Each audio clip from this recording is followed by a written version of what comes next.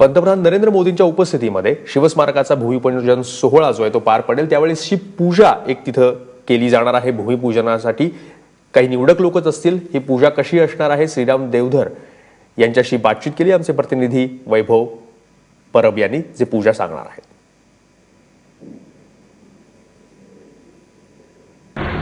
आम्ही 5 मिनिटं ज्यांनी दिलेली आहेत त्यामध्ये तो सोहळा होईल।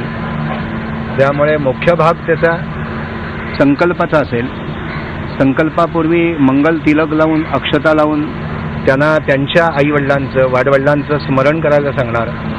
अधिक हा इतका मोठा सोहळा आहे की त्यांना मी असं म्हणणार आहे की देशाच्या स्वातंत्र्यापूर्वी आणि देश स्वातंत्र्य झाल्यानंतर ज्यांनी ज्यांनी म्हणून बलिदान केलेलं आहे त्या पुण्यात्म्यांचं स्मरण आपण करावं।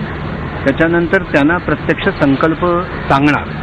तो जो संकल्प आहे, प्रौढ प्रताप पुरंदर, क्षत्रिय कुलावतंस, हिंदवी स्वराज्य संस्थापक, सिंहासनाधीश्वर, महाराजाधिराज, शिवछत्रपती महाराज्ञ, भव्य स्मारकः तथा अश्वारूढा मूर्ते स्थापनया पूर्वं शिवराय राज्ञः पदस्पर्शेन पूनिता एषां मृत्तिकां गृहीत्वा तथा च नद्या पवित्रोदकया सह जलपूजनं भूमिपूजनं च करिष्ये।